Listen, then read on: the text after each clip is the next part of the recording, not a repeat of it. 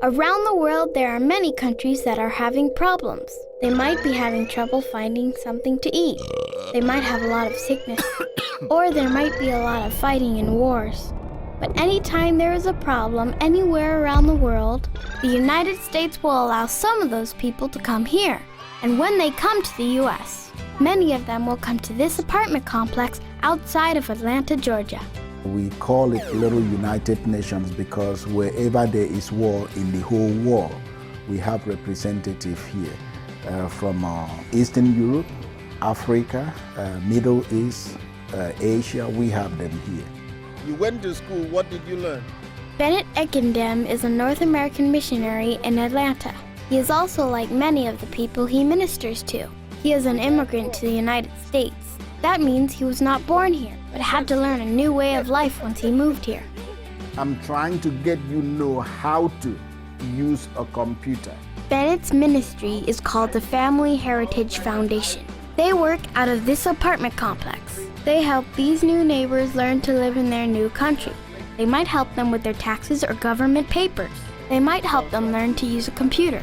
And they help the boys and girls with their schoolwork.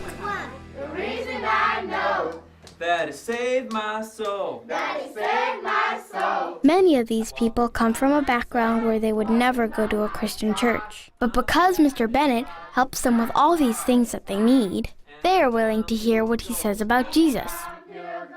That opened doors for me to tell them about who Jesus Christ is. That's my whole purpose. If I can tell one person about who Jesus Christ is, that's it. I'm ready to go home.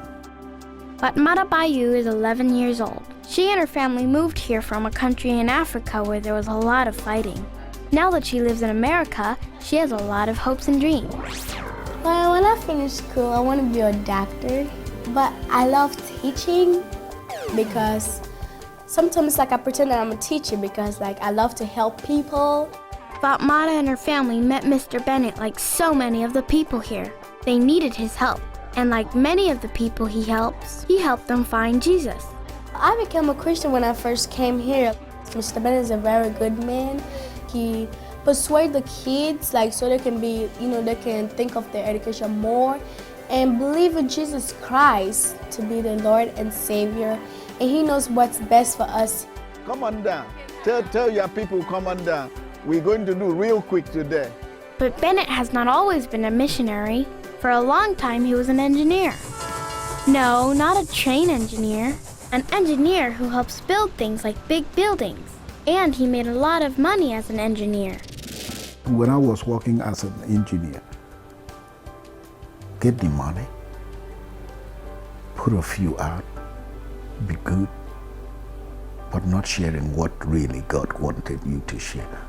What good is that? No good. To me, it's nothing. We're going to need a miracle. Call your frat brothers because God have to come through in this one for us. Now, Bennett is a Mission Service Corps missionary. That means he doesn't get paid by anyone, but must depend on God and other Christians to give him the help that he needs. I just don't want to be another person coming to America, enjoying what America have to offer, but end up standing in front of God and say, when he asks, what did you do with your time? So if you ever hear about trouble anywhere around the world, think of Bennett Ekendem and know that he is probably telling new people from that place about Jesus. Because if it's not the churches that come out to support us, there's no way we'll be able to do this because a lot of church members, Sunday school classes, come and volunteer their time. Do you speak French? Yeah, right. Pray for Bennett and his volunteers. Pray for the new families from the troubled countries who Bennett helps. And pray that Christians will give and support Bennett in all that he does to reach the world for Jesus.